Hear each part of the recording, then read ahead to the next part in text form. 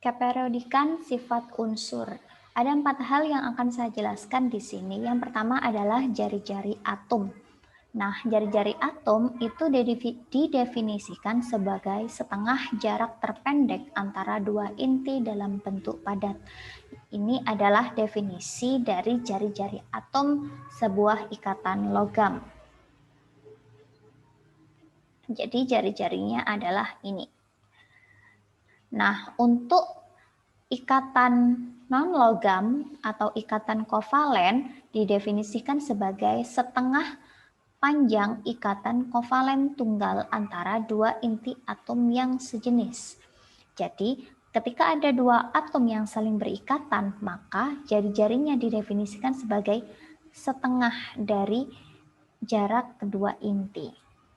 Kenapa berbeda? Karena pada ikatan logam, atom-atom tersusun berhimpitan, sedangkan pada ikatan kovalen, atom-atom tersusun saling tumpang tindih satu sama lain. Nah, dalam satu sistem periodik, semakin ke kiri, dari kiri ke kanan, suatu jari-jari atom akan semakin kecil, sedangkan dari atas ke bawah, maka jari-jari atomnya akan semakin besar. Nah, kenapa demikian? Mari kita bahas satu-satu. Saya beri contoh litium dan berilium, yaitu suatu unsur yang terdapat dalam golongan 1 dan golongan 2. Sekarang saya tulis dulu litium. Nah, litium ini mempunyai nomor atom 3 atau mempunyai elektron 3. Litium ini mempunyai konfigurasi elektron 2 dan 1. Litium ini kalau saya gambarkan struktur atomnya, ini adalah inti atom, ini adalah kulit K, yang ini adalah kulit L. Di kulit K ada 2 elektron, sedangkan di kulit L hanya ada 1 elektron. Nah, sekarang kita bandingkan dengan Be atau berilium. Be mempunyai elektron 4, maka konfigurasi elektronnya adalah 2 dan 2. Sekarang kita gambar elektronnya. Di K ada 2 elektron, sedangkan di L ada 2 elektron juga. Nah, kenapa jari-jari atom makin ke kanan makin kecil? Artinya kan ini jari-jari berilium itu lebih kecil daripada jari-jari litium. Kenapa begitu? Mari kita lihat. Nah, pada atom litium itu kan terjadi tarik-menarik antara elektron dengan inti atom. Elektron terluarnya ini, elektronnya ini akan saling tarik-menarik dengan inti atom. Kenapa tarik-menarik? Ingat, inti atom bermuatan positif, yaitu di sini ada protonnya. Nah, antara proton dan elektron itu akan terjadi tarik-menarik. Nah, karena litium ini hanya mempunyai 1 elektron terluar, berarti tarik-menariknya hanya antara 1 elektron dengan proton yang ada di intinya. Sedangkan pada berilium itu ada 2 elektron yang bisa melakukan tarik-menarik dengan inti atom. Nah, pada berilium ini kekuatan tarik-menariknya itu lebih kuat daripada pada litium, sehingga ibaratnya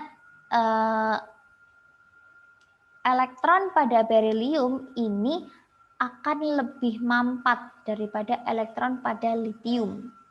Ya, ibarat kalau kita punya tali ya, tali yang menariknya itu lebih kuat, maka benda itu akan semakin dekat dengan kita, seperti itu ya. Jadi pada berilium ini ikatan atau tarikan antara 2 elektron ini lebih kuat daripada pada litium, karena litium hanya terjadi tarikan 1 elektron dengan inti atom. Maka dari itu jari-jari dari berilium ini lebih kecil daripada litium. Karena apa tadi? Tarik-menarik elektron terluarnya ini lebih besar ya. Jadi jari-jarinya akan menjadi lebih kecil. Saya beri contoh lagi. Misalkan saya kasih contoh O dan F. O itu mempunyai elektron 8, jadi konfigurasinya adalah 2 dan 6. Sedangkan F itu mempunyai elektron 9, konfigurasinya 2 dan 7. O kalau saya gambarkan, ini 2, 1, 2, dan ini 6. 1, 2, 3, 4, 5, 6. Sedangkan F ini 7.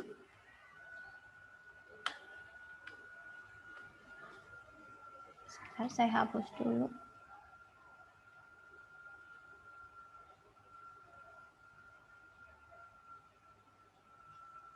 Nah, yang F ini adalah 7.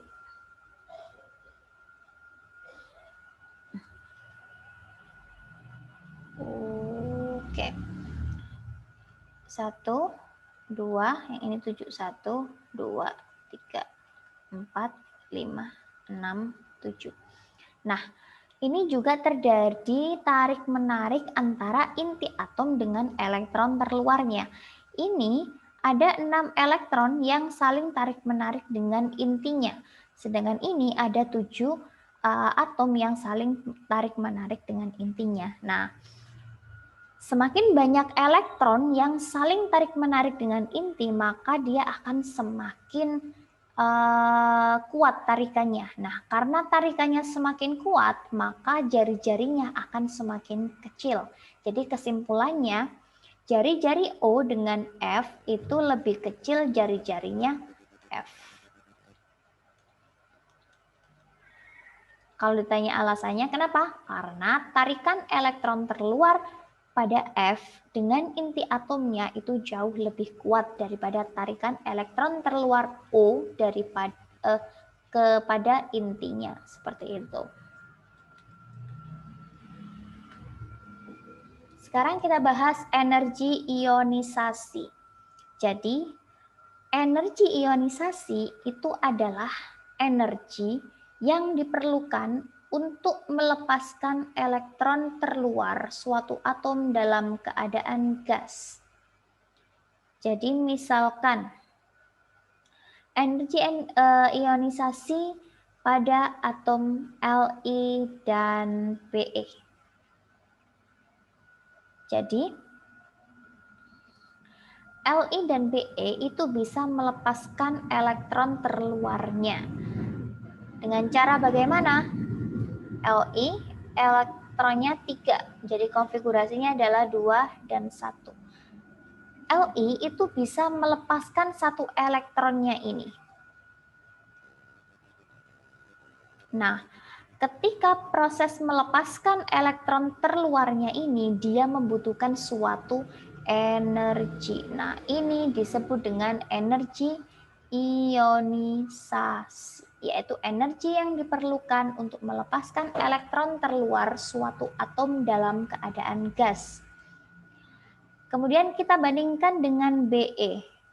Be mempunyai 4 elektron. Jadi konfigurasinya adalah 2 dan 2. Nah, Be ini juga punya kemampuan untuk melepaskan 2 elektronnya. Dia juga butuh energi ionisasi. Nah, sekarang kita lihat gambar ini. Semakin besar, semakin ke kanan, dari kiri ke kanan, semakin besar golongannya, energi ionisasinya akan semakin besar. Dari atas ke bawah, energi ionisasinya akan semakin kecil. Kita sedang membandingkan Li dan Be. Di sini dapat disimpulkan bahwa energi ionisasi Be itu cenderung lebih besar daripada energi ionisasi dari Li. Nah, buktinya apa? Li melepas 1 elektron, sedangkan Be melepas 2 elektron. Artinya apa? Energi yang dibutuhkan oleh Li itu lebih kecil daripada energi yang dibutuhkan oleh Be dalam melepaskan elektron.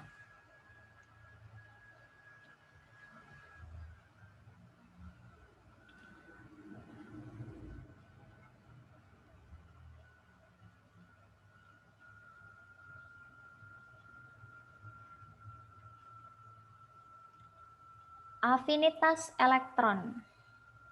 Jadi selain melepaskan elektron, atom itu juga dapat menerima elektron. Dengan menerima elektron, atom menjadi bermuatan negatif. Pada saat atom menerima elektron, sejumlah energi akan dilepaskan. Jadi saya kasih contoh, misalkan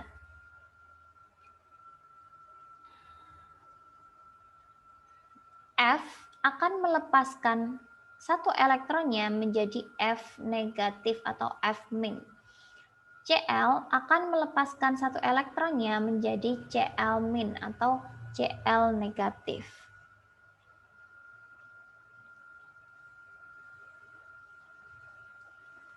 F mempunyai elektron 9, konfigurasinya adalah 2 dan 7 ya. Nah, 7 ini agar dia bisa genap menjadi 8 dan menjadi stabil, dia harus apa? Harus menerima 1 elektron. Nah, ketika suatu atom menerima elektron dari luar, dia akan membutuhkan energi. Nah, energi inilah disebut dia akan melepaskan energi. Nah, energi inilah yang disebut dengan afinitas elektron. Afinitas elektron itu dari kiri ke kanan semakin besar. Jadi artinya antara O dan F, maka afinitas elektron F itu cenderung lebih besar. Antara P dan S, afinitas elektronnya S cenderung lebih besar. Ya.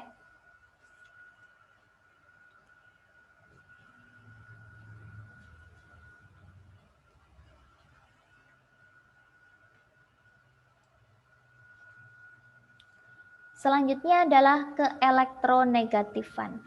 Keelektronegatifan adalah kemampuan atau kecenderungan suatu atom untuk menangkap elektron dari atom lain dalam senyawa.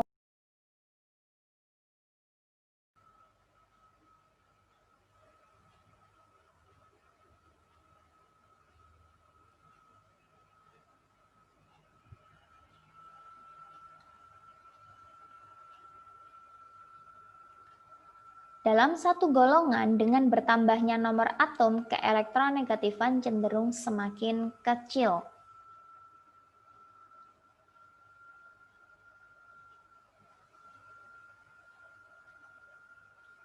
Jadi dari atas ke bawah, yaitu dalam satu periode, keelektronegatifannya akan semakin besar.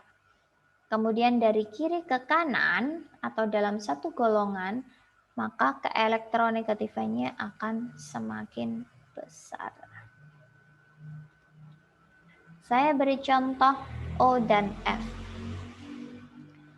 O nomor atomnya adalah 8, maka konfigurasi elektronnya 2 dan 6. Sedangkan F nomor atomnya adalah 9, konfigurasinya adalah 2 dan 7. Ingat, keelektronegatifan adalah kemampuan atau kecenderungan suatu atom untuk menangkap elektron dari atom lain dalam senyawanya. Jadi O ini punya kecenderungan menangkap 2 elektron, sedangkan F mempunyai kecenderungan menangkap 1 elektron.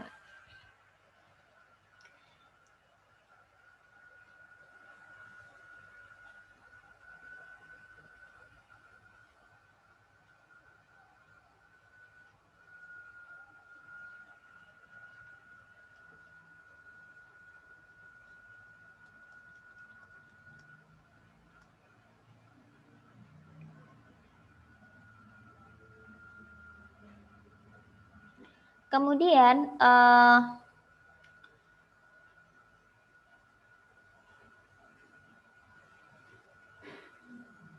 dalam satu golongan dengan bertambahnya nomor atom, keelektronegatifan cenderung semakin kecil. Oke, ke sini kecil ya. Jadi F itu mempunyai kecenderungan keelektronegatifan yang lebih kecil daripada O. Jadi O ini lebih besar.